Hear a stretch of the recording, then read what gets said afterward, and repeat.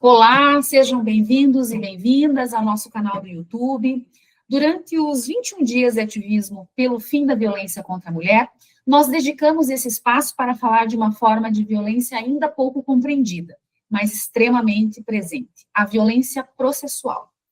Quando o processo judicial, que deveria proteger, se transforma em um instrumento de controle, de punição, silenciamento e revitimização, nós estamos diante de uma violência de direitos humanos. E esse tema precisa estar no centro do ativismo. E para essa conversa essencial, nós recebemos aqui mulheres que são referência nacional no direito e defensoras incansáveis da justiça e da equidade. É com muita honra e muita alegria que eu recebo aqui nessa nossa conversa a doutora Camila Ritt e a doutora Johnny Almeida. Doutora Johnny Almeida, minha presidente da Comissão Nacional da Mulher Advogada, do Conselho Federal da OAB. A doutora Camila Ritt também advogada aqui do estado do Paraná, presidente da 9ª turma do Tribunal de Ética e Disciplina da OAB, membro da Câmara Especial do Tribunal de Ética e Disciplina também da OAB, membro da Comissão de Estudos Constitucionais da OAB Paraná, mestre em Direito pelo Centro Universitário Eurípides Soares da Rocha, Univem, de Marília, São Paulo, e professora universitária. É uma alegria estar com vocês aqui nesse momento, em que nós vamos trabalhar e conversar sobre esse tema tão difícil, mas que está cada vez mais ganhando a sua amplitude, que é a chamada violência processual. Doutora Johnny, obrigada por estar conosco. Olá, muitíssimo obrigado, OAB Paraná, por nos receber esses 21 dias de ativismo pelo fim da violência contra as mulheres. Ele foi idealizado pela Comissão Nacional da Mulher Advogada, do Conselho Nacional, e pelas comissões das mulheres advogadas das seccionais, e nós estamos passando pelo Brasil, por cada seccional, recebendo carinho e vendo mais uma vez o compromisso das presidentes de CMA e das membras da CNMA. Então, para nós é motivo de muita alegria estar aqui com a advocacia brasileira, mas mais que com a advocacia brasileira, com a sociedade brasileira, porque quando nós idealizamos esse evento, que ficasse para a posteridade, que ficasse num link, por exemplo, era para que nós pudéssemos alcançar mulheres, independentemente do dia, porque eu acho que todos os dias é um dia muito importante para a gente salvar mulheres, para fazê-las se reconhecer num ciclo de violência e também de mostrar alternativas, no sentido que é possível sair desse ciclo. E aí nós temos papel institucional, nós temos o papel do Estado, que é devedor de bem-estar social, mas que ainda tem falhado, né, miseravelmente, quando o assunto é igualdade de gênero, igualdade de raça, igualdade de efetividade de direitos materiais, e não é diferente com relação aos direitos processuais.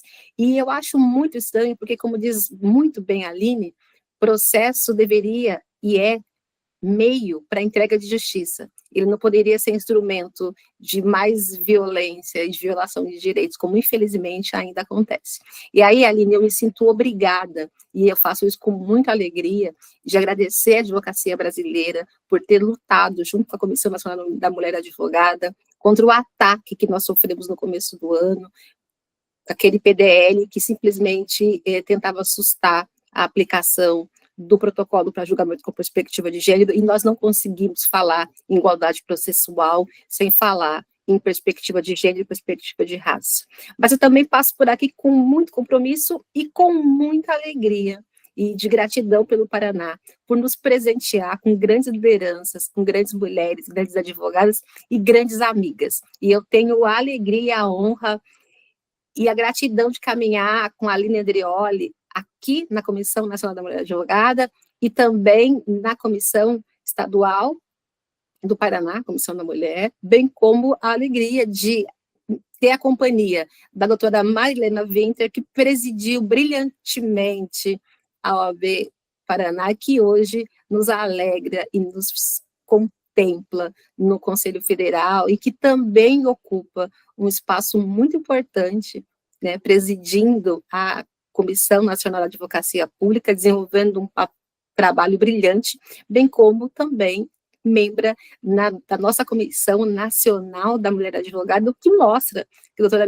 Marilena, além de uma grande liderança, uma grande professora, que muito também nos ensina sobre o tema, ela tem um compromisso muito grande com a advocacia, e isso demonstra que ela é uma grande liderança, porque liderança é aquela pessoa que inspira, que abre caminhos, que ensina, que orienta, que deixa um legado e que faz e que serve a advocacia independentemente do cargo. Então, uma mulher que presidiu a seccional, que foi para o Conselho Federal representar muito bem o Paraná e a advocacia brasileira, que atua como presidente de uma comissão nacional da advocacia pública e ainda contribui muito na Comissão Nacional da Mulher Advogada, é uma grande demonstração de que é uma grande liderança, e então nós temos muito que agradecer o Paraná por nos emprestar grandes mulheres e grandes lideranças. E Camila, para mim é uma alegria ter você aqui hoje nos ensinando sobre violência processual, porque nós, nesses 21 dias de ativismo e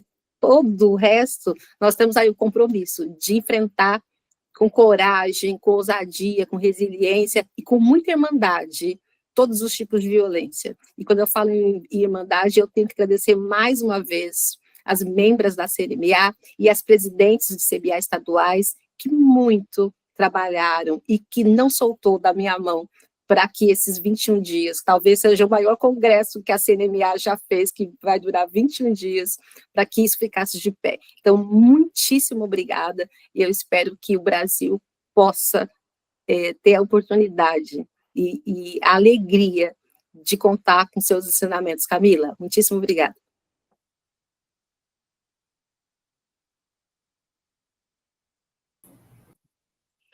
Obrigada, doutora Johnny, doutora Aline. Eu me sinto muito honrada em estar aqui ao lado da doutora Aline e da doutora Johnny, com a Comissão da Mulher Advogada.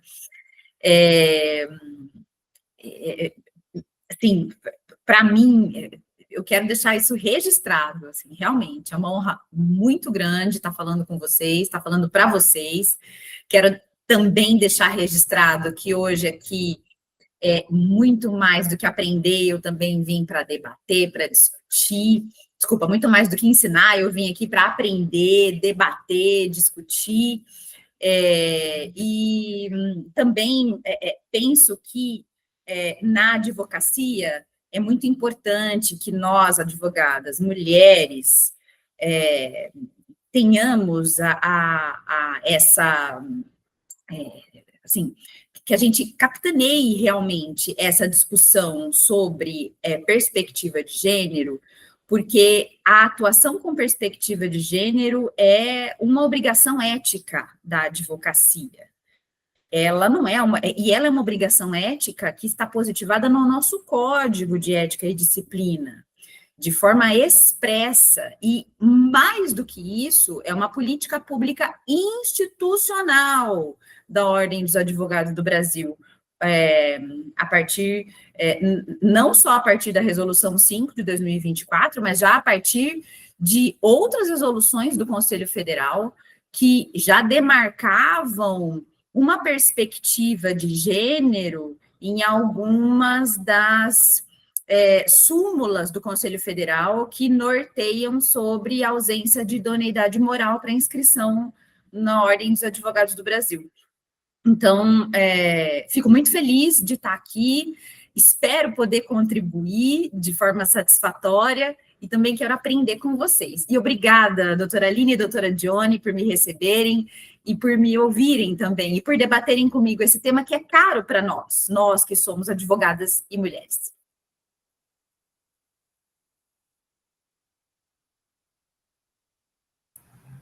Acho que a doutora Aline está sem o microfone desligado. Desculpe, gente. Eu estou muito feliz e muito honrada em estar aqui com vocês, porque para mim, assim, é uma honra estar com a minha presidente da Nacional e estar com a doutora Camila, que também é uma referência para nós aqui no Paraná, em relação às questões dos estudos de gênero, é presidente, né, de uma turma aqui no nosso Tribunal de Ética e Disciplina. Então, assim, é esse assunto é um assunto que, quando a doutora Johnny colocou para que cada presidente de cada estado pensasse em algum tema para falar, a violência processual veio à minha mente no mesmo momento, porque, enquanto presidente aqui, nós estamos recebendo praticamente toda semana informações de violência processual, ou em relação à vítima, à parte, né, ou em relação à mulher advogada que está advogando para essa vítima ou essa mulher. Então, aí consigo pensar em dois momentos, né, a questão da violência pura, violência processual pura, em que é aquela usada pelo cidadão para que ele, de certa forma, iniba a atuação da mulher, que ele, né, coloque muitos empecilhos e faça com que essa mulher responda por muitos processos, né, e isso causa um desgaste, né, em relação a isso, e também aquela mulher advogada que acaba recebendo, né, essa pressão até por outros colegas que acabam usando do instrumento, usando do sistema de justiça para tentar pressionar aquela advogada ou aquela parte, né, ou as duas, em relação ao que está sendo vivenciado, né? Então, eu me preocupo muito em relação a isso, porque são casos que estão aumentando, né? Então, as advogadas, elas estão sempre trazendo essa questão. Olha, Aline, está acontecendo isso, isso e isso no processo, eu estou pela mãe, eu estou pela vítima de violência doméstica, eu estou sou como assistente de acusação num processo de crime sexual, eu estou pela mãe, enfim, e você percebe, né, que essas pessoas usam do sistema de justiça para atacar a mulher, muitas vezes, e na maioria das vezes é perceptível que se torna como, usa-se do sistema com um instrumento de vingança, e a justiça não é isso, né? A justiça não é vingança. O que vocês entendem por violência processual? Pois enquanto você falava, eu estava aqui pensando, né, o termo violência processual, ele é realmente muito abrangente. Acho que a gente pode pensar em violência processual que acomete a vítima, né, as testemunhas, violência processual também contra as advogadas, né, violência processual contra magistradas, violência processual contra promotoras de justiça, e é também curioso, eu também estava aqui pensando sobre o tema, estava aqui eu acabei... É muito curioso que a questão da violência processual, que é bastante abrangente, ela tenha sido trazida e tenha sido discutida na jurisprudência, inclusive, de forma predominante a tratar de questões de gênero. Deixa eu materializar essa ideia que eu acabei de dizer. A gente teve a DPF 779, né? Que é a DPF que trata como inconstitucional a infame tese da legítima defesa da honra, que é recente, não é? O julgamento foi, se eu não me engano, em 2023, e a liminar foi em 2021. Então, neste caso, a gente tem uma violência processual que é uma violência vocalizada nas teses defensivas, né? Então, a violência processual, ela pode se realizar, né, nas teses, nos discursos que são mobilizados nos processos.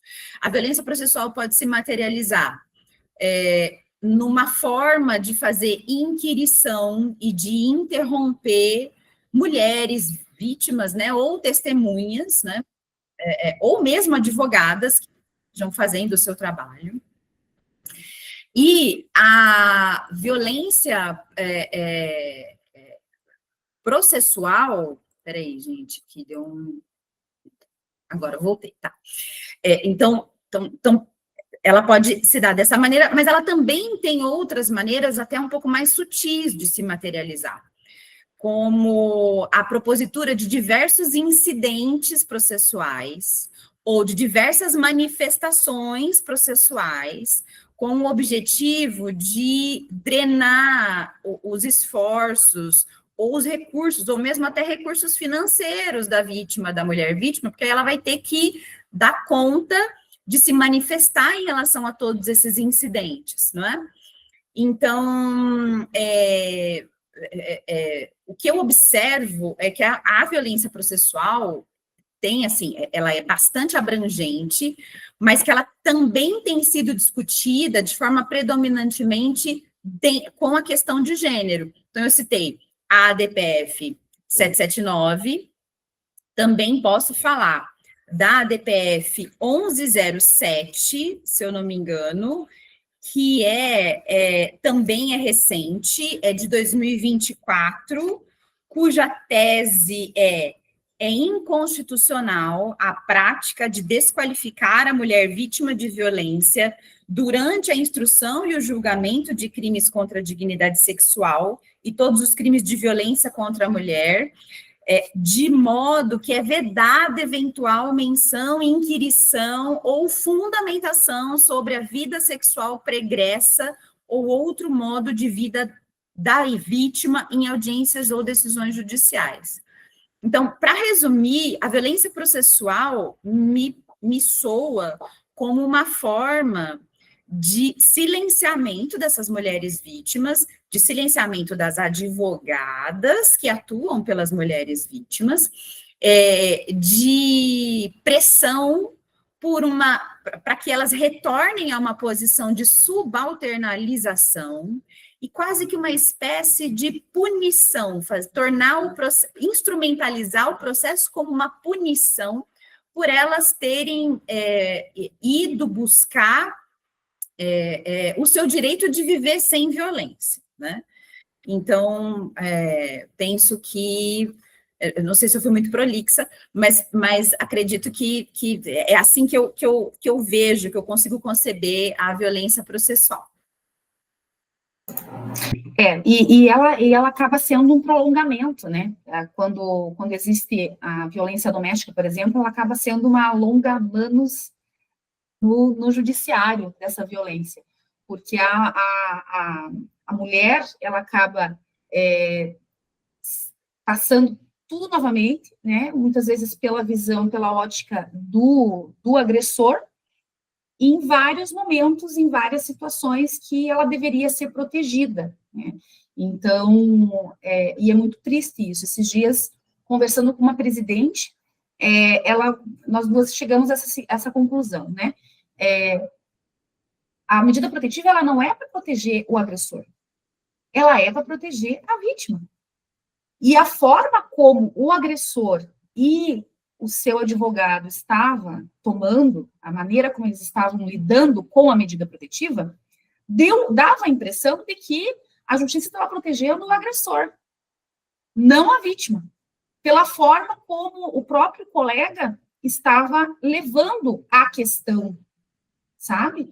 Dia desses, passei por uma situação muito parecida também, e usei esse mesmo exemplo. A medida protetiva não é para o agressor, a medida protetiva é para a vítima. O agressor chegou a dizer para a vítima que ela poderia levar a criança até a casa dele, tendo em vista que da portaria até a casa dele são mais de 400 metros. Então, ela não teria problema em levar até a casa dele. E a gente está falando de uma medida protetiva para ela, né, em que ele não poderia chegar perto dela. Então, ele achou uma forma de falar, não, então venha trazer aqui, não tem problema, estou aqui a mais 400 metros de distância. Mas a questão é, a justiça protegeu ela para que ela não precise nem chegar perto onde ele mora. Então, existe uma falha, inclusive, até da própria interpretação, né, em relação a essas questões. Porque Aí a cliente, ela vai, ela sofre com isso, porque ele deu uma opção que não sei se passou ou não pelo colega advogado, mas é uma opção totalmente inviável, né? Então, assim, isso a gente tem que ter esse cuidado também quando a gente advoga tanto para um lado quanto para o outro, né? Porque muitas vezes a forma como é falado pode gerar outras formas de violência e outras maneiras de processualmente de trazer essa violência, né? Eu só gostaria que... Eu tenho percebido isso também. A Lei Maria da Penha estabelecia, né, ou estabelece, eu preciso confirmar isso, sobre a vara da violência doméstica ter a possibilidade de fazer tanto a discussão no âmbito criminal, mas também a discussão no âmbito familiarista, ok? Só que isso, na prática, a gente sabe que não acontece. As varas de violência doméstica só tratam da questão criminal e as varas de família acabam tratando da questão familiarista, muitas vezes dissociada da questão criminal, o que é um equívoco do ponto de vista das convenções internacionais de proteção à mulher e da própria lógica da Lei Maria da Penha. Então, eu também tenho percebido que, em muitos casos, a existência de uma medida protetiva numa vara criminal acaba trazendo ônus às vezes financeiros, à mulher, nas questões familiaristas. Agora, já que você fez a medida protetiva, ou seja, colocando isso também nos ombros da mulher, né, como se a responsabilidade fosse toda dela, e não fosse uma decisão do Estado, de um juiz, né, de uma juíza, e etc. Então, já que você quis a medida protetiva, então agora, se eu não posso mais buscar o filho, você que dê conta, pague alguém, me mande a criança, sabe? Então, acaba criando ônus. E aí é ela quem tem que lidar com as dificuldades da rotina que a medida protetiva criou, porque foi ela quem provocou a medida protetiva. Então, isso também me preocupa. Me preocupa, inclusive, e penso que isso é uma violência processual, que isso seja entendido como algo que está correto, porque, inclusive, institucionalmente, sabe, no âmbito da vara de família, que já que a mulher quis fazer a medida protetiva e ter a medida protetiva concedida, então que ela dê conta que ela, para equilibrar, né, entre aspas, equilibrar, e aí já não é um viés de gênero, né, ou talvez seja um viés de gênero, mas do lado do patriarcado, né, para equilibrar, então, ela que dê conta das dificuldades da rotina criadas pela medida protetiva, e aí a medida protetiva é vista como um mal, mas um mal que ela criou, ou seja, é a utilização do processo instrumentalizado para puni-la, né? Então, são medidas para puni-la por ter ido buscar a medida protetiva. É violência processual. Doutora Johnny? Estou adorando aprender com você, Camila, e eu tenho uma contribuição da minha área. Eu advogo para mulheres, principalmente nas questões de indenizações e nas relações de trabalho, de emprego. E faço treinamentos, tenho uma empresa de treinamentos e de assédio. Então, eu percebo que essa violência, muitas vezes, ela acontece antes, não só aquela violência que está apurado do agressor, mas até de quem recebe esta mulher, daquele gestor que, por exemplo, vai colocar essa mulher quando ela fala que foi assediada, e frente a frente, porque o assediador, ele tem por meio de defesa, falar assim, chama ela da minha frente, e eu quero ver se ela garante. E aí, ali, você já tem uma violência antes do processo, institucional, quando a empresa não tem colaboradores preparados para acolher essas vítimas de assédio. A gente vê muito isso, tanto nos processos quanto nos treinamentos. Mas não bastando, existe uma violência que é anterior à processual, nos escritórios de advocacia. Quando o advogado não atua com perspectiva de gênero e de raça, e eu falo com muito conforto. Eu rodei uns 2 anos ensinando a falar sobre protocolo para julgamento com perspectiva de gênero. Eu sou uma das coordenadoras do primeiro livro, feito por advogados, para advocacia, com exemplos muito práticos, que vão desde o direito do trabalho, ao direito criminal, ao direito de família, e aí a gente percebe que a atuação com respeito às mulheres, ela começa também no escritório. Uma entrevista tem que ser feita sob essa perspectiva, porque muitas vezes o próprio advogado ou advogada, sem essa expertise, vai revitimizar a vítima, vai descredibilizar, vai falar, olha, se você não tem prova do assédio, eu não vou colocar. Não, a gente tem que partir da ideia de que o assédio no Brasil é uma realidade, e principalmente o CNJ já reconheceu isso quando colocou lá o protocolo para julgamento com perspectiva de gênero. Então, a gente precisa entender que sendo uma realidade, não um elefante branco, um unicórnio que você vê de vez em quando, sabe lá, se vê, que parte de uma ideia e que tem a inversão do ônus da prova. Uma vez que o assédio, por exemplo, é uma realidade, eu não posso deixar de pedir num processo, porque eu não tenho prova, até porque nós sabemos que o assédio, por exemplo, principalmente o sexual, ele acontece dentro de 4 paredes, sem testemunha, e quando acontece o moral perante outros colaboradores, o que acontece é que essa mulher tem uma grande dificuldade de prova. Essa mulher tem uma grande dificuldade de prova porque o colega dela, amiga, eu gosto muito de você, eu sei que esse chefe é um grosseirão, mas se eu for, eu vou perder meu emprego e eu preciso desse trabalho. Então, é muito desumano e muito injusto, processualmente, falar que a mulher que já é vulnerável por ser empregada, por exemplo, tenha que provar um assédio. E não bastando, quando nós fazemos essa retrospectiva e vamos lá passear primeiro pela vara de família e pelas dificuldades que as mulheres têm, porque gênero e raça impactam em todas as relações, inclusive nas familiares. A gente fala de violência doméstica, essa mulher que sofre violência doméstica, ela tem problema no trabalho, e são problemas decorrentes da violência doméstica, menor produtividade, menos engajamento, menor socialização, ela tem uma dificuldade, ela tem uma pecha perante os colegas, ela tem menor credibilidade, e é claro que isso vai alcançar o processo, inclusive, numa dispensa que foi nitidamente discriminatória, quando ela gozou do benefício que a Maria da Penha fala que pode ter, de ficar meses afastada, quando o ir ao trabalho, ao local físico, de colocar essa mulher sob o acesso do agressor, e aí ela tem o direito a um benefício para não comparecer na empresa, por exemplo, que a gente sabe que não tem uma legislação que fala, olha, após gozar deste benefício que a Lei Maria da Penha, que o Estado garante, quando você voltar, você terá uma garantia de emprego de 1 ano. A gente sabe que na prática não é isso. E aí, se não tiver também uma atuação com perspectiva de gênero, essa mulher que já é vítima do Estado, porque violência doméstica é um problema que foi validado direto e indiretamente pelo Estado, violência de gênero foi validada, a gente sabe de legislação que colocou mulheres, negou direitos para muitas mulheres, de educação, por exemplo. A gente sabe que o Brasil, ele também nunca enfrentou a discriminação, os estereótipos, as imagens de controle, e isso tirou das mulheres a autonomia. E nós sabemos que violência doméstica, ela não é exclusiva, mas ela é muito ligada à dependência econômica.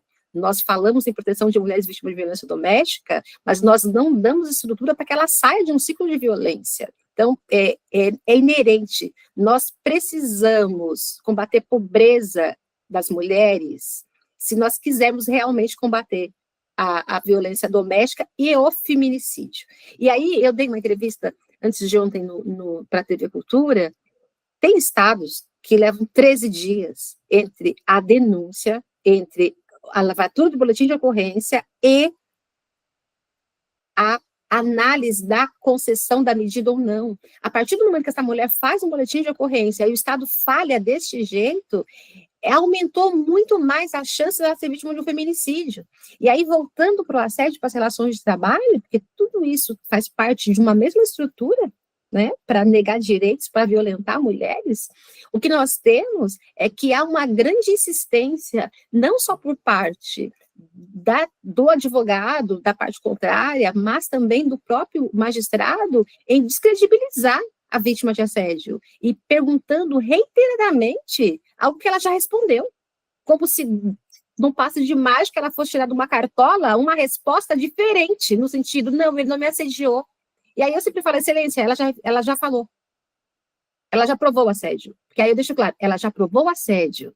Então, a gente precisa pensar em violência também nessa situação, mas lembrar que nas relações de trabalho, e que são muito impactadas pelas relações domésticas e de violência, essas mulheres também elas sofrem muitas violências processuais. E ter uma advocacia preparada para esse tipo de situação é fundamental, porque nós não estamos falando daí aí de um magistrado que está perseguindo a verdade, está buscando a verdade dos fatos. Nós estamos magistrado que está buscando uma resposta que invalida o assédio. E isso é muito grave, né? Aí vem um caso que coloca lá a foto da Luana Piovani no processo de família numa banheira. Qual é a relação? Né? E aí, numa briga de guarda de crianças, por exemplo, vai a vizinha e fala, como que ele é? Ah, ele é um bom pai. Ele é responsável. Assim, todas a paternidade para os homens, elas vão para o processo como se fosse um troféu, uma coroa e um selo de este homem ele está acima do bem e do mal. E aí você vê que as atribuições que dão para as mulheres ela é nervosinha. Né? E aí tem perguntas desde você está questionando a visita e a pernoite porque ele está namorando com uma outra pessoa. Então, os estereótipos da mulher raivosa, da mulher invejosa, da mulher mal amada no trabalho, eles acompanham, e é algo que é muito prejudicial. E não é só prejudicial para as mulheres, enquanto cidadãs, enquanto partes que têm direito a uma tutela, e a uma entrega de justiça, e tem direito a uma igualdade processual, e fazer provas de forma ampla, né? E isso está lá garantido constitucionalmente, mas também é prejudicial à própria democracia, porque se o Estado ele garante direitos, e ele não pode validar o próprio Estado, por meio de magistrados, de delegados, de policiais, negando e tirando esses direitos, né? Então, aquele que deveria zelar pela efetividade de um direito é o primeiro não, mas é o segundo a violar direito. Então, a gente precisa compreender qual é o nosso papel enquanto advocacia, mas mais que isso, qual é o papel enquanto Estado. E o quanto nós precisamos enfrentar isso com muita coragem, porque nós sabemos que não é muito confortável, principalmente quando nós estamos numa comarca pequena, de vara única, por exemplo, e a gente sabe que nós temos respostas nos processos, nas sentenças, nas concessões de liminares, por exemplo, quando a gente cai ali na lista das pessoas não gratas dos magistrados, mas a gente precisa questionar isso. A gente precisa questionar porque é nosso direito, e mais que isso, porque é nosso dever, né? As mulheres, elas têm uma grande dificuldade de efetividade de direitos materiais, e aí você usa, ou deveria usar o processo, para que você pudesse restabelecer aquele direito que foi inviabilizado por um agressor. E aí vem o Estado e valida e violenta e nega mais um direito. Então, é disso que a gente precisa falar. Por isso que, mais uma vez, Aline, eu preciso agradecer você, preciso agradecer a Camila por trazer um tema tão importante, que a gente precisa naturalizar esse tipo de debate, se a gente quiser uma advocacia fortalecida, mas mais que isso, se a gente quiser uma democracia fortalecida.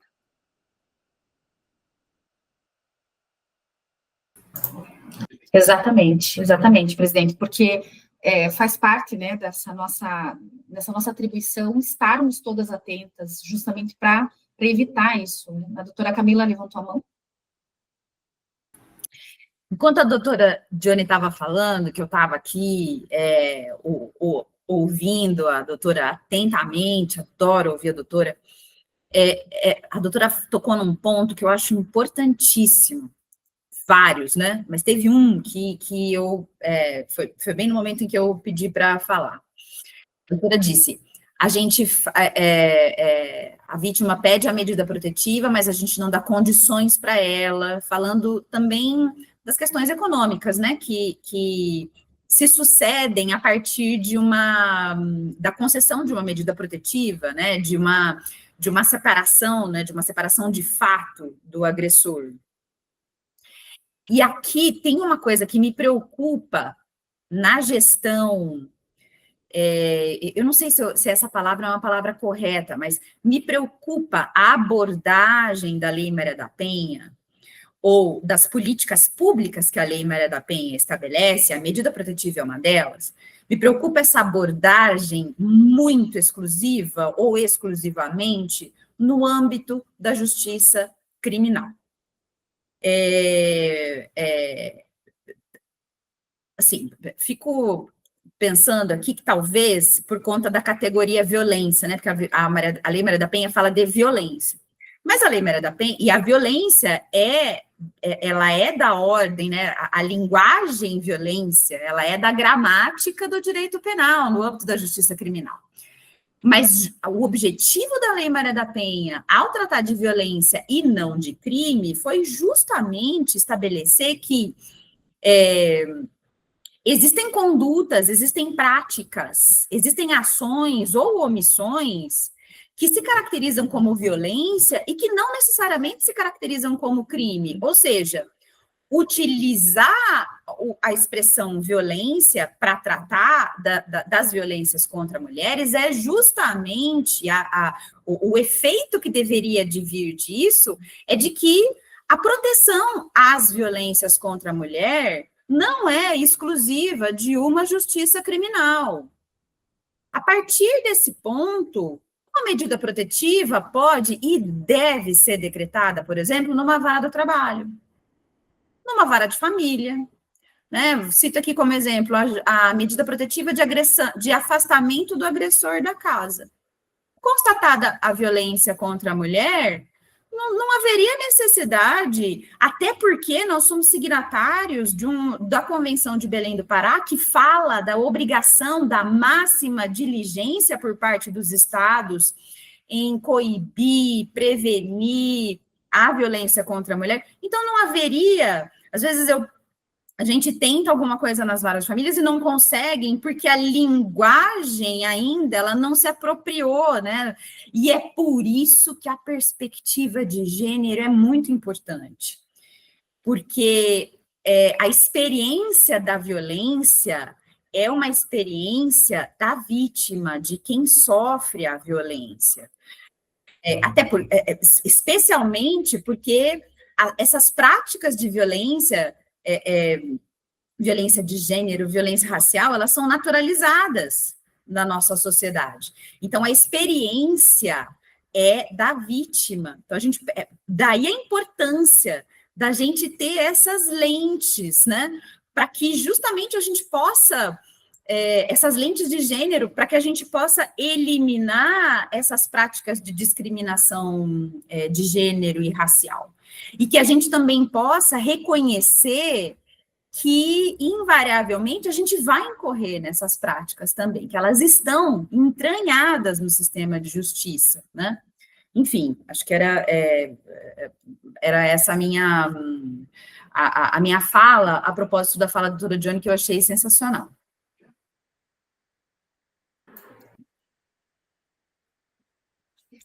Aline, Camila, eu acho que a gente vai falando e vai trazendo outras reflexões e a gente vai construindo isso juntos. E eu entrei só para dar uma boa noite, mas já tão gostoso que eu vou ficar por aqui. E olha que interessante, nós, na Comissão Nacional da Mulher Advogada, nós emitimos um parecer para a OAB atuar com o amicus curiae numa ação que tenta declarar inconstitucional o estado das coisas com relação à Lei Maria da Penha, porque não tem funcionado e não tem alcançado as mulheres dessa mesma forma. E a gente nem precisa ir longe, é só para a gente pensar no recorte de raça, por exemplo. Não tem protegido as mulheres como um todo, principalmente as mulheres negras. E mais, essa ação, ela tenta trazer, quando declara inconstitucional, a obrigatoriedade de um plano, de um programa. Não dá só para a gente ter uma lei que fala XXX, a gente precisa saber como a gente vai fazer isso dar certo. Nós precisamos saber como que nós vamos proteger essas mulheres, não só concedendo medidas protetivas no prazo de 48 horas, mas também dando acesso, dando possibilidades para que ela, por exemplo, não precise voltar para um ciclo de violência, exatamente porque ela não tem para onde ir.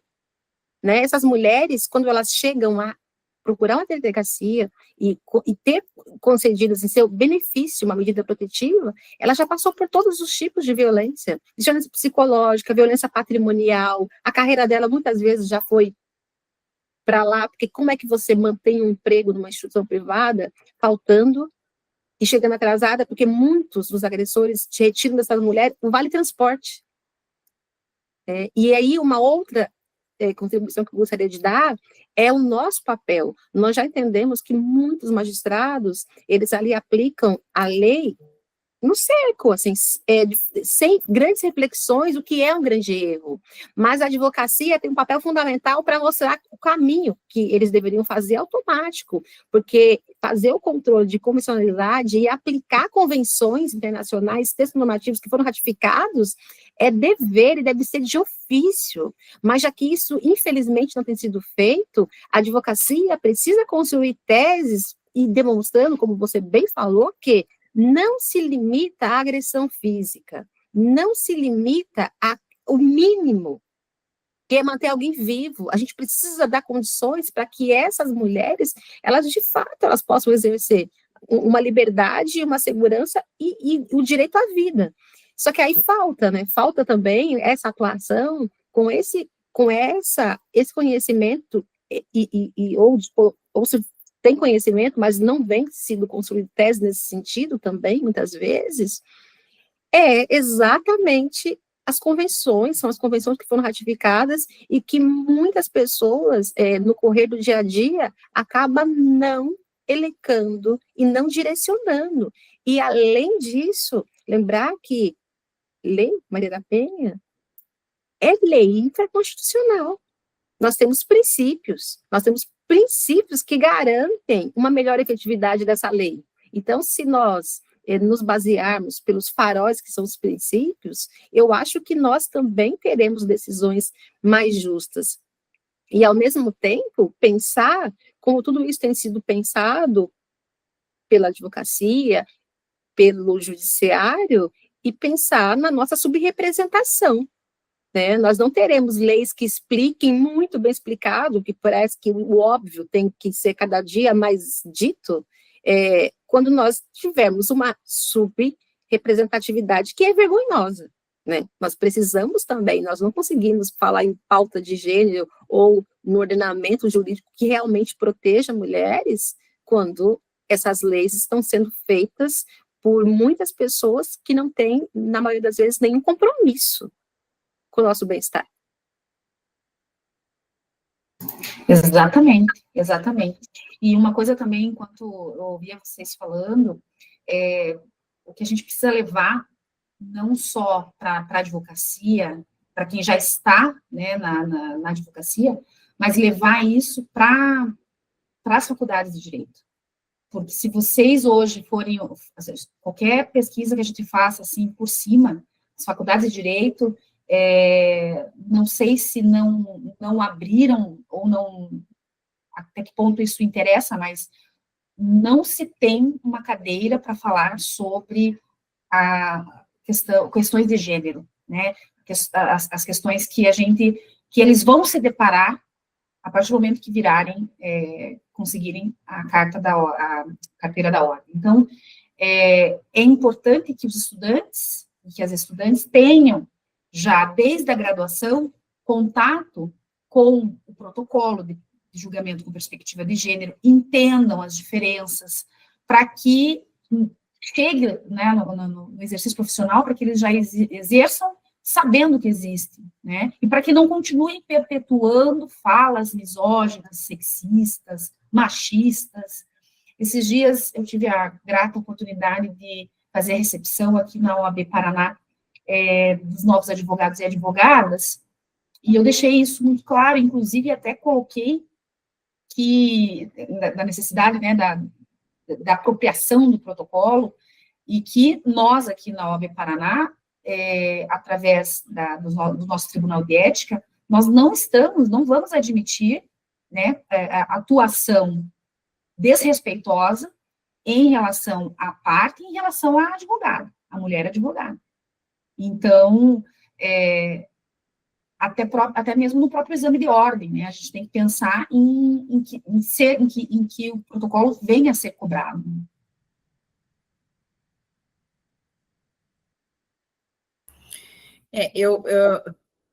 Você fala o protocolo com perspectiva de gênero do CNJ. Sim. Sim, olha, Aline, hoje em dia, e eu digo hoje em dia porque é da Resolução 5 de 2024, né? Então, a gente tem positivado no nosso Código de Ética e Disciplina A obrigatoriedade. ética, né? Uhum.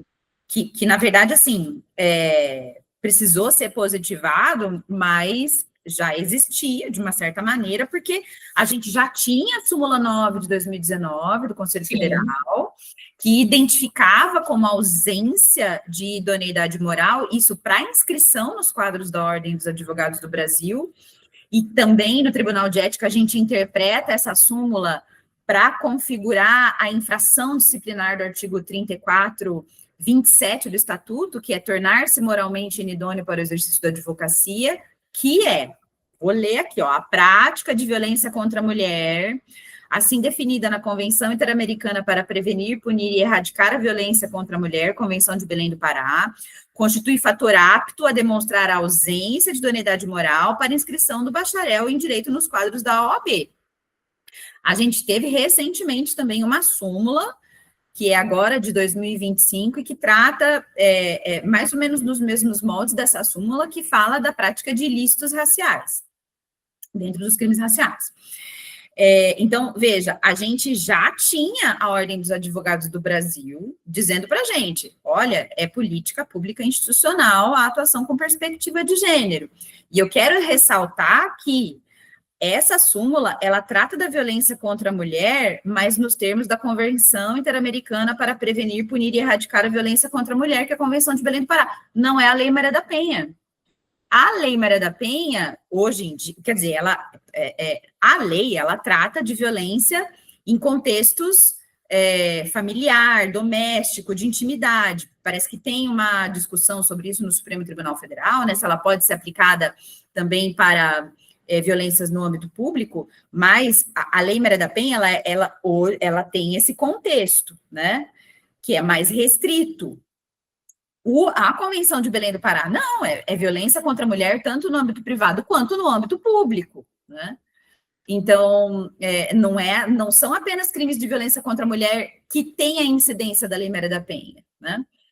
E o que tinha... É muito abrangente, né? Exatamente, é abrangente. Mais abrangente, então entra aí violência política, de gênero também, né? E o que eu tenho percebido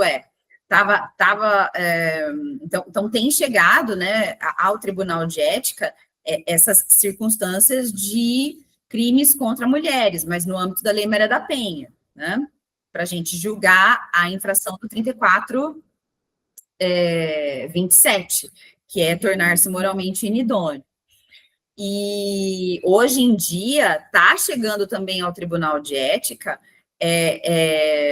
a conduta, né, de advogados para a gente abrir representação disciplinar e discutir se é mesmo uma falta ética disciplinar nas manifestações processuais, né, dentro aí do que está na ADPF 1107, a ADPF 779, a Lei Mari Ferrer, né, que também fez alterações aí ao Código de Processo Penal e também a Lei 9.099 de 95, enfim, então, e a gente também tem hoje uma infração disciplinar que é a prática de assédio moral, sexual e prática de discriminação, que é o 3430, se eu não me engano, cuja penalidade cuja penalidade é suspensão, né?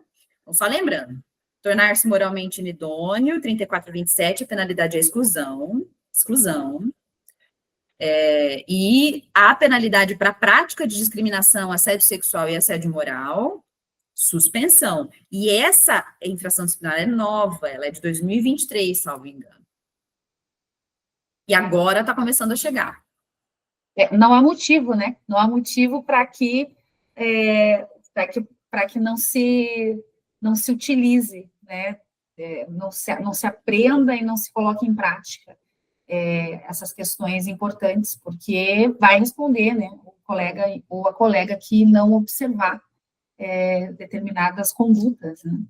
É muito triste isso, mas a gente precisa sempre estar muito atenta, porque, infelizmente, é uma prática comum, né?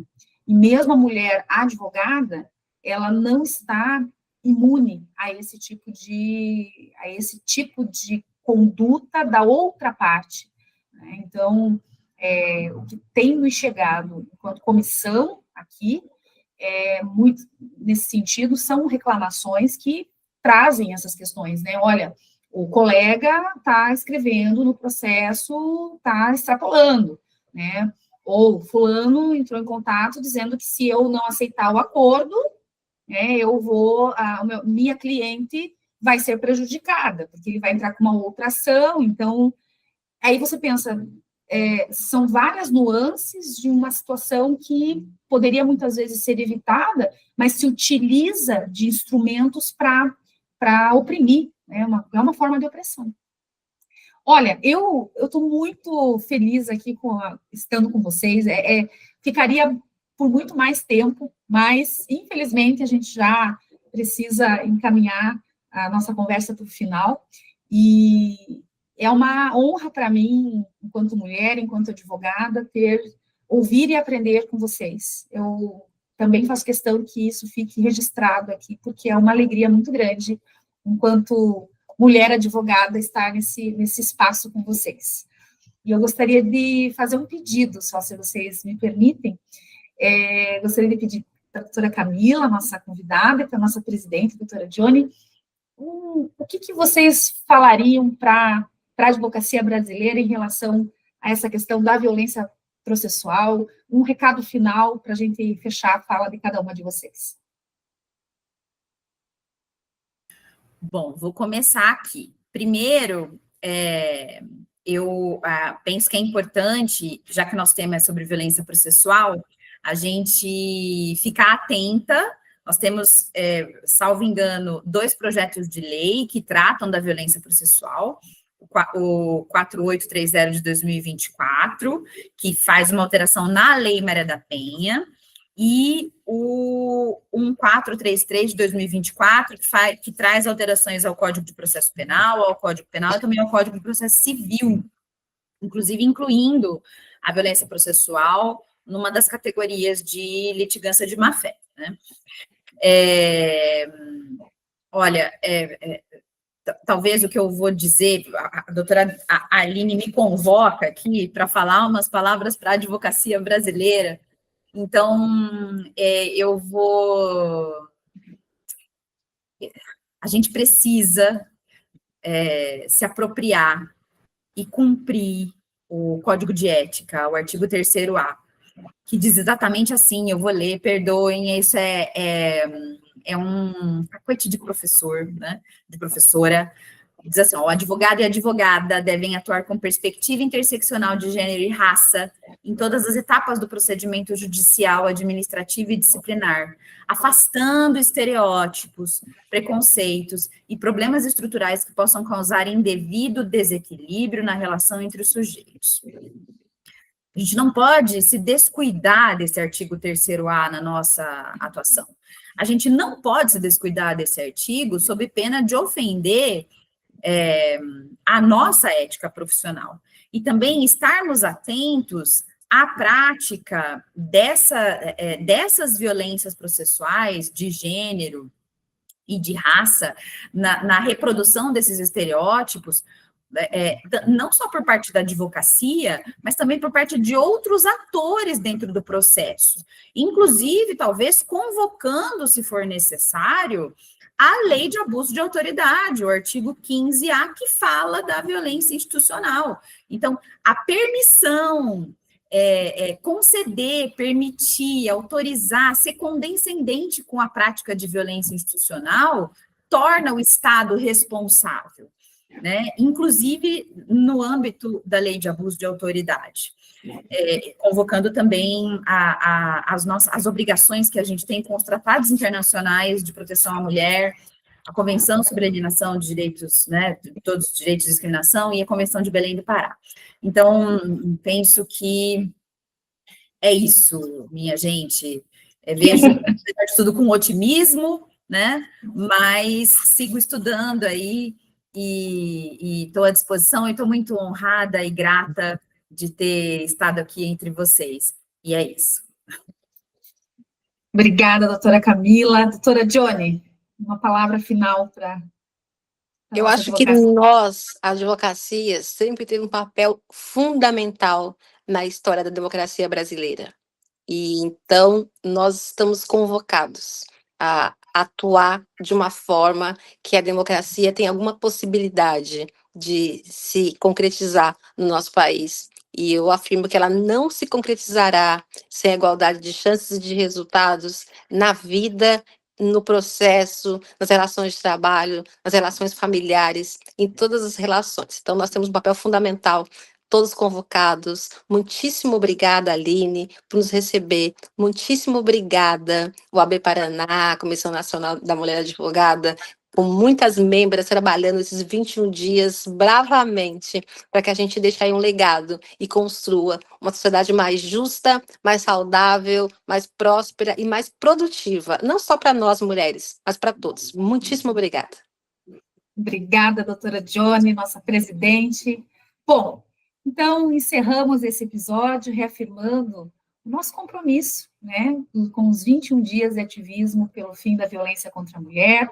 A violência processual, ela é uma violência que precisa ser reconhecida, nomeada, enfrentada, e conversas como essa que nós tivemos, ela faz parte, né, desse caminho. Muito obrigada, doutora Camila, doutora Johnny, por essa contribuição poderosa. Se vocês assistiram o nosso canal, a nossa conversa de hoje, gostaria de pedir que você compartilhe com outras colegas advogadas, para que a gente sempre distribua e tenha um conhecimento a respeito desse assunto tão importante. Advogada, mulher advogada, é o que eu sempre falo, você não está sozinha, nenhuma mulher advogada estará sozinha, e nenhuma vítima também ficará sozinha no enfrentamento à violência. Muito obrigada, tenham todos e todas um excelente ano e continuamos na luta.